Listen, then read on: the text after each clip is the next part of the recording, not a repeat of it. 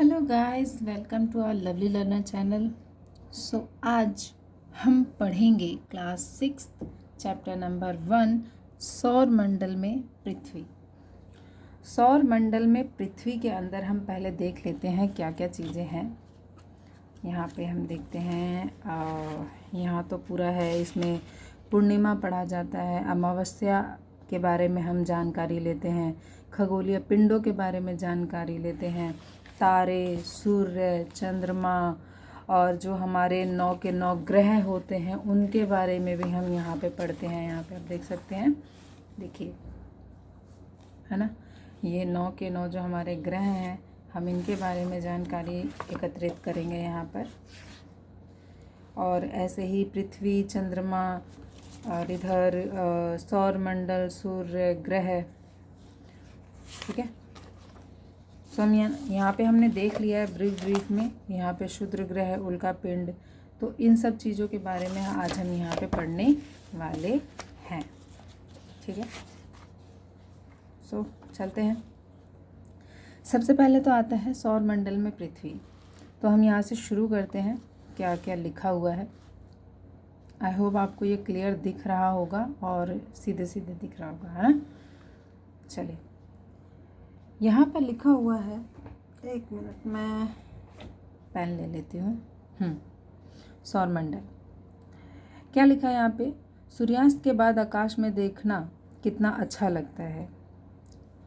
आसमान में पहले 1 या 2 चमकते बिंदु ही दिखते हैं, लेकिन बाद में उसकी संख्या बढ़ती जाती है। सूर्यास्त का मतलब जब शाम हो जाती है, शाम के बाद रात की बात कर रही है। आप उसकी गणना नहीं कर सकते हैं। संपूर्ण आकाश छोटी छोटी चमकदार वस्तुओं से भर जाता है, जिसमें से कुछ चमकीले होते हैं एवं कुछ धुंधले। ऐसा प्रतीत होता है मानो आकाश में हीरे जड़े हों, है ना। लगता है ना, तारों को देख के हमें ऐसे ही तो लगता है, जो इतने अच्छे वो शाइन करते हैं बहुत ही अच्छे तरीके से, तो हमें ऐसे ही लगता है। इनमें से कुछ टिमटिमाते प्रतीत होते हैं, लेकिन अगर आप उनको ध्यान से देखेंगे तो आप पाएंगे कि इनमें से कुछ की टिमटिमाहट अन्य से अलग है। ये बिना किसी टिमटिमाहट के चंद्रमा के समान चमकते हैं। देखिए, आपने ना कभी आप नोटिस करना, रात में जब वो जो हमारे वो तारे होते हैं, हमें लगता है कि सारे के सारे तारे टिमटिमा रहे, लेकिन ऐसा नहीं होता। कभी नोटिस करना, ध्यान से देखना, तो कुछ तारे टिमटिमाते नज़र आते हैं, लेकिन कुछ तारे ऐसे लगते कि बस वो चमक रहा है, ठीक है। वो टिमटिमाने का मतलब क्या होता है? एक बार थोड़ा सा लाइट होना, फिर ऐसे और तेज़ सी लाइट होना, फिर धीरे लाइट होना, फिर तेज़ लाइट होना, फिर धीरे लाइट होना, ठीक है, उसको टिमटिमाना कहते हैं। और एक होता है वो जो नॉर्मली ऐसे चमकता है, जैसे चंद्रमा है ना, वो तो टिमटिमाता हुआ नहीं दिखता, उसकी तो हमें खाली रोशनी दिखती है। ऐसे ही कुछ कुछ वहाँ पे तारे भी होते हैं जो ऐसे ही होते हैं, जो जिनकी लाइट ना डायरेक्टली पड़ती है, मतलब सीधे कोई टिमटिमाहट नहीं होती है उसके अंदर। चलिए, इसके बाद देखते हैं आगे। इन चमकीली वस्तुओं के साथ आप लगभग प्रतिदिन चंद्रमा को भी देखते हैं। यह अलग अलग समय पर अलग अलग आकार तथा अलग अलग स्थितियों में दिखाई पड़ता है। आप पूर्ण चंद्रमा को लगभग 1 महीने में एक बार देख सकते हैं। यह पूर्ण चंद्रमा वाली रात या पूर्णिमा होती है। देखिए, यहाँ पे ना मैंने किस चीज़ों को ना हाईलाइट किया हुआ है, तो आप इन सब चीज़ों पे ध्यान दीजिएगा। पूर्ण चंद्रमा वाली रात या पूर्णिमा कहा जाता है। जिस दिन चांद पूरा दिखता है उस दिन उसको पूर्णिमा कहा जाता है, और ये महीने में सिर्फ एक बार होती है। क्या लिखा है? 1 महीने में एक बार देख सकते हैं। यह पूर्ण चंद्रमा वाली रात या पूर्णिमा होती है। 15 दिन बाद आप इसे नहीं देख सकते। यह नए चंद्रमा की रात्रि या अमावस्या होती है। 15 दिन बाद क्या होता है, जो जैसे ना आपने चांद को नोटिस किया होगा, एक दिन पूरा मतलब पूरा ऐसे सर्कल बनाता है वो, है ना, और फिर उसके अगले दिन क्या, तो थोड़ा सा कम हो जाता है, फिर थोड़ा सा कम होता है, फिर थोड़ा सा कम होता है, फिर थोड़ा सा, और फिर है ना आप 15 दिन बाद नोटिस करेंगे कि वो बिल्कुल हल्का सा ऐसे रह जाता है, बिल्कुल इतना, मतलब ये भी मैंने बहुत ज़्यादा ही बना दिया है, इससे भी थोड़ा सा कम ही रह जाता है, मतलब बहुत पतला से दिखता है, फिर धीरे धीरे करके वो भी हट जाता है। तो 15 दिन बाद ऐसा होता है कि पूरे में ना अंधेरा अंधेरा होता है, उस दिन चांद निकला ही नहीं होता है, ठीक है। तो चलिए आगे चलते हैं। हाँ, तो आपको ये पता चल गया। तो 15 दिन बाद ऐसे ही होता है। अब आप कहेंगे कि 15 दिन बाद हुआ ये, तो फिर पूरा महीना कैसे हुआ? अरे भाई, अगर ये 15 दिन बाद अगर इतना सा जो हमारा चाँद था वो भी 15 दिन बाद आते आते ख़त्म हो गया, तो अब उसको वापस आने में भी तो उतना ही टाइम लगे ना। फिर से वो इतना चाँद बनेगा 1 दिन बाद, 2 दिन बाद, है ना। फिर से वो बढ़ेगा, फिर बढ़ेगा, फिर बढ़ेगा, फिर बढ़ेगा, फिर कम से कम मतलब उसको पूरा चाँद बनने में आगे का 15 दिन लग जाएगा। मतलब एक चाँद बना वो, जैसे लाइक मान लीजिए कि अभी अगस्त चल रहा है, ठीक है। 1 अगस्त को पूरा चाँद बना था, 15 अगस्त आते आते वो चाँद ख़त्म हो जाएगा, है ना। वो हल्का हल्का हल्का हल्का हल्का पतला पतला होते होते 15 अगस्त तक वो चाँद नहीं दिखेगा हमें। फिर 15 अगस्त के बाद क्या होगा? अचानक से थोड़ी ना वो चाँद दिखने लगेगा। फिर 15 अगस्त से फिर वो हल्का सा चाँद दिखेगा। जैसे 16 अगस्त को, मान लीजिए 16 अगस्त को फिर हल्का सा चाँद दिखेगा, फिर हल्का हल्का हल्का ज़्यादा ज़्यादा ज़्यादा ज़्यादा होते होते वो अब क्या होगा? अगले महीने, मतलब कि अगस्त के बाद जो सितंबर होता है, सितंबर के 1 तारीख तक जाके वो पूरा चाँद बन के आएगा। समझ गए? तो पूर्णिमा बनने में, जो पूर्णिमा वाली रात होती है, पूरा चाँद आने में 1 महीने का टाइम लगता है। लेकिन जो अमावस्या वाली रात होती है वो 15 दिन में आ जाती है, ठीक है। क्योंकि 15 दिन लगते हैं उसको, चाँद को धीरे धीरे धीरे धीरे धीरे धीरे धीरे धीरे मतलब हल्का हल्का हल्का हल्का होने में। फिर उसके बाद 15 दिन लगते हैं, फिर हल्के से ज़्यादा ज़्यादा ज़्यादा होते होते वो पूर्णिमा पूरा बनने में, ठीक है। तो पूर्णिमा आती है महीने में 1 बार, ये याद रखना, ये क्वेश्चन आते हैं। पूर्णिमा आती है महीने में 1 बार और अमावस्या आती है 15 दिन में 1 बार। समझ गए? पूर्णिमा महीने में 1 बार और अमावस्या 15 दिन में 1 बार। अब क्या लिखा? अमावस्या को नए चंद्रमा की रात्रि या अमावस्या भी कहते हैं। नए चंद्रमा की रात्रि, नए चंद्रमा की रात्रि क्यों? अब भाई जैसे ये वाला जो यहाँ से ये जो चांद था हमारा, ये तो 15 अगस्त को ख़त्म हो गया था, है ना। 15 अगस्त को, तो अब जो ये 16 अगस्त से निकलेगा तो ये तो नया ही चांद है ना। अब तो ये नया चांद बनना शुरू हुआ है, ये वाली चीज़ तो ख़त्म हो गई थी। तो इसीलिए इसको नए चंद्रमा वाली रात्रि या फिर अमावस्या कहा जाता है। इस दिन मतलब ख़त्म हो जाता है और उसके बाद से हमारे पास जो चांद निकलेगा वो नया होगा। ठीक, समझ में आ गया होगा। ऐसी रात में अगर आसमान साफ है तो आप आसमान का अवलोकन अच्छी तरह से कर सकते हैं। भाई हम अच्छे तरीके से आसमान देख सकते हैं अगर आसमान साफ है तो। अगर आपको इस बात का आश्चर्य नहीं होता है, ये टेढ़ा दिख रहा है क्या यार?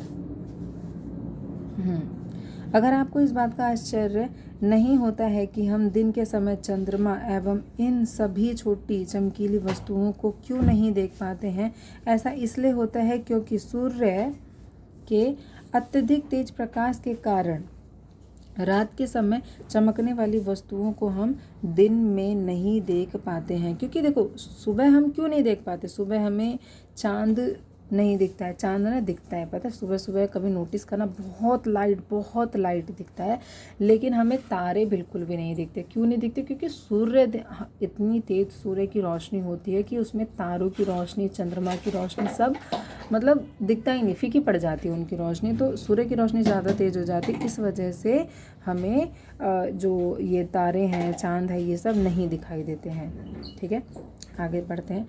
सूर्य और चंद्रमा, सूर्य निकलता है दिन में और चंद्रमा रात में। सूर्य, चंद्रमा तथा वे सभी वस्तुएं जो रात के समय आसमान में चमकती हैं खगोलीय पिंड कहलाती हैं। खगोलीय पिंड किसे कहा जाता है? सूर्य को, चंद्रमा को और वे सभी वस्तुएं जो रात में चमकती है। रात में क्या चमकता है? तारे चमकते हैं, और तो कुछ नहीं चमकता ना।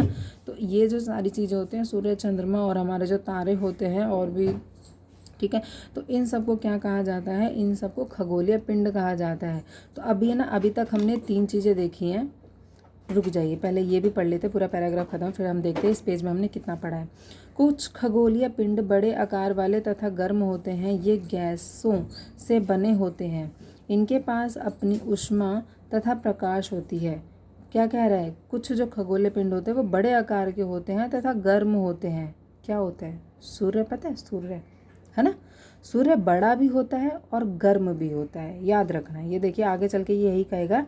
ये गैसों से बने होते हैं।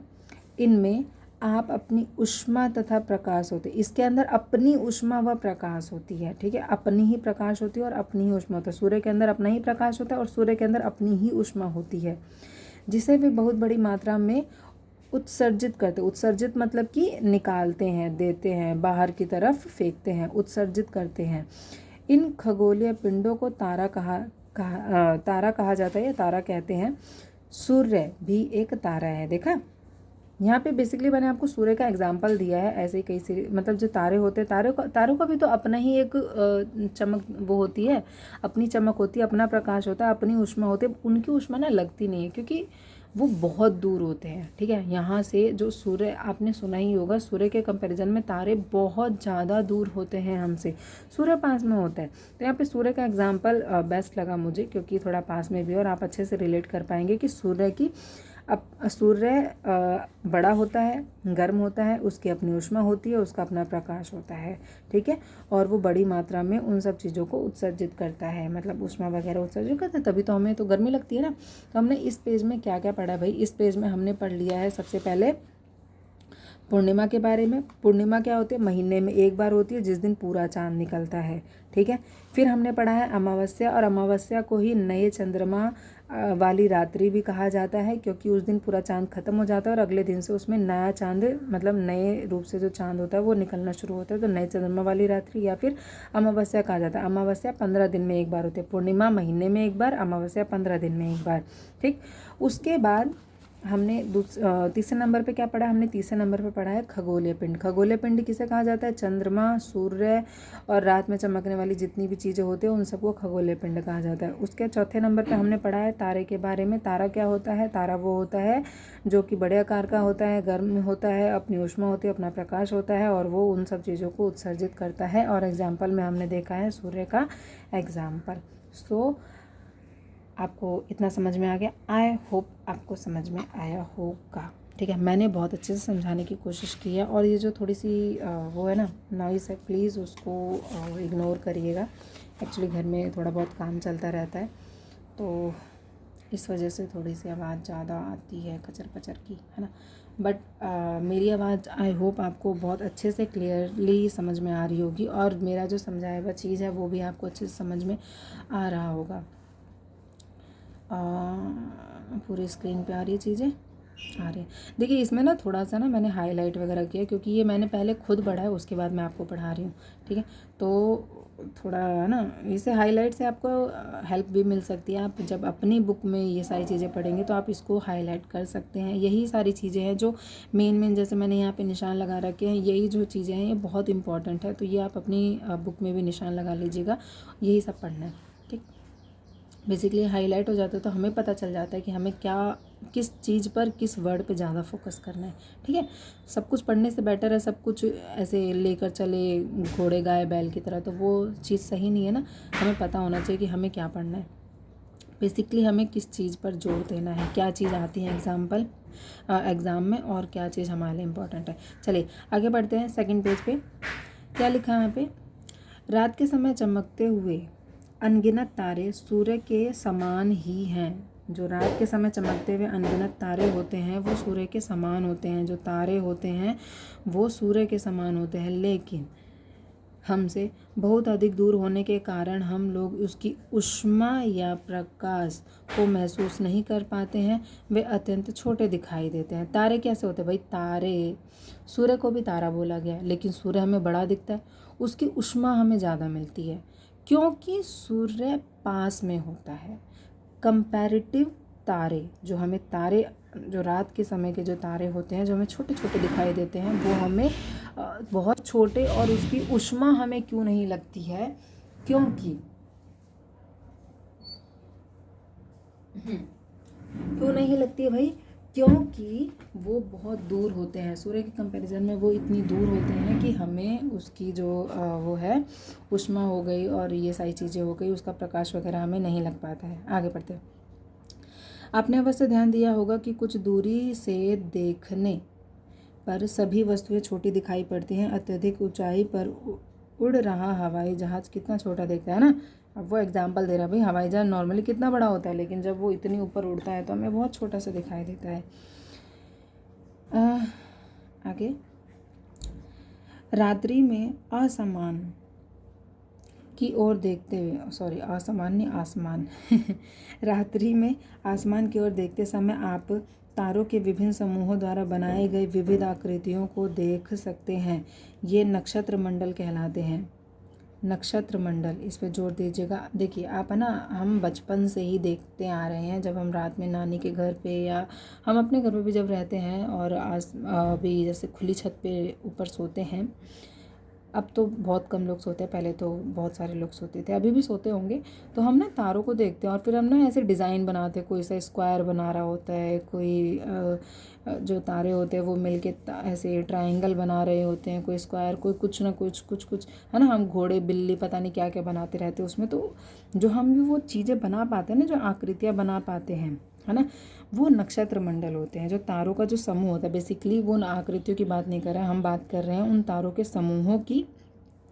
वो जो तारों के समूह होते हैं वो नक्षत्र मंडल कहलाते हैं। नक्षत्र मंडल, तारों के समूह को नक्षत्र मंडल कहते हैं, याद रखिएगा।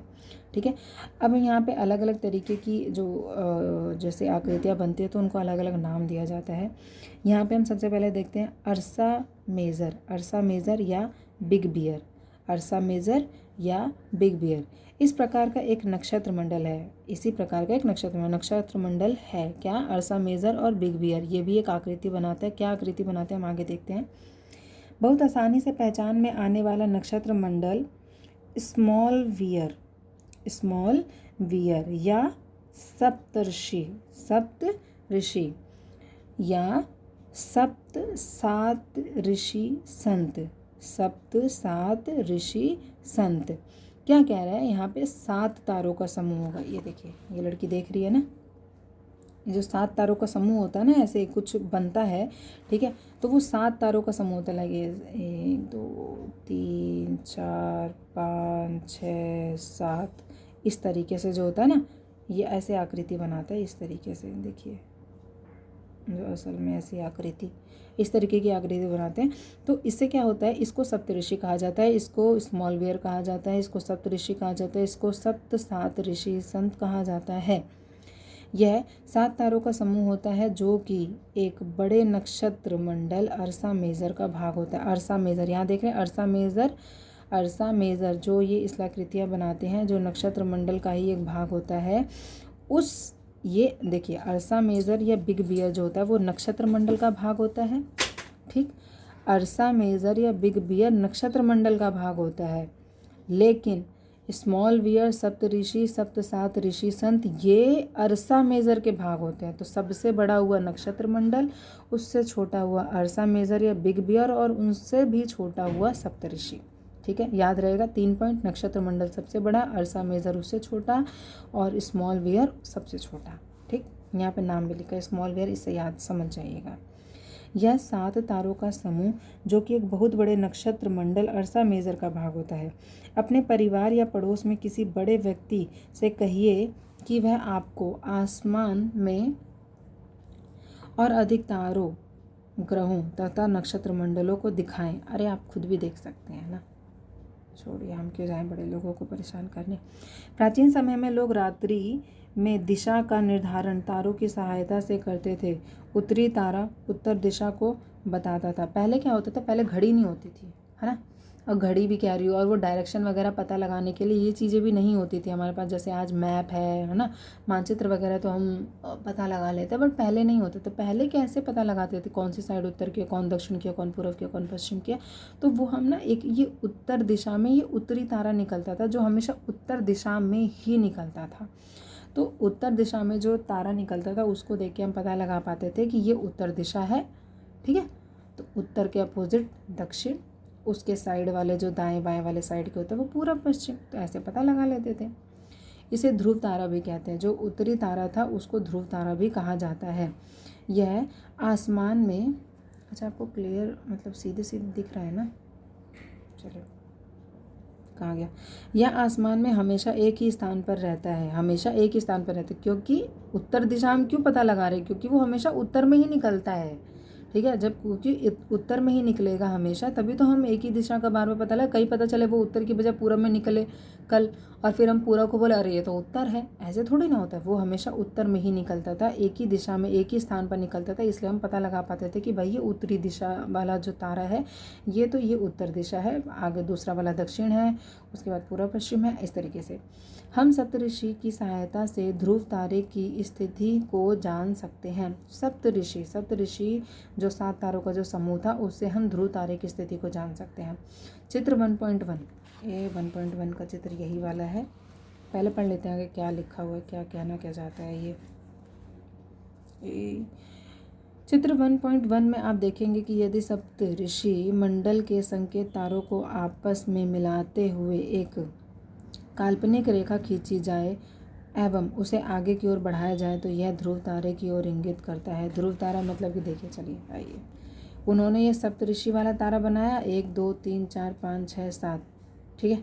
अरे 1 2 3 4 5 6 7 जो भी है, ठीक है। आगे ये वाला तारा, इस तरीके से वो जो देखना चाह रही है लड़की, ये वाला जो तारा है इधर की तरफ, ये उत्तरी तारा है, ध्रुव तारा है। और ये सप्तऋषि के तारे के थ्रू वो देख सकती है कि यही वाला जो तारा है वो ध्रुव तारा है। आगे आते हैं, चलिए यहाँ तक अभी हमने क्या क्या देखा है। अभी यहाँ तक हमने एक तो ये देख लिया, पहले 4 पॉइंट्स हमने पीछे देखे थे। 5वां पॉइंट हमने ये देखा नक्षत्र मंडल क्या होता है, ठीक है। तारों का समूह, अनेक तारों का समूह नक्षत्र मंडल होता है। नक्षत्र मंडल का एक भाग होता है अर्सा मेजर या बिग बियर या अर्सा मेजर का एक भाग होता है सप्तऋषि या स्मॉल बियर या सप्त सात ऋषि सन, ठीक है। तो ये 3 चीज़ें हमने यहाँ देखी। फिर उसके बाद हमने यहाँ पे ध्रुव तारे के बारे में पढ़ा है।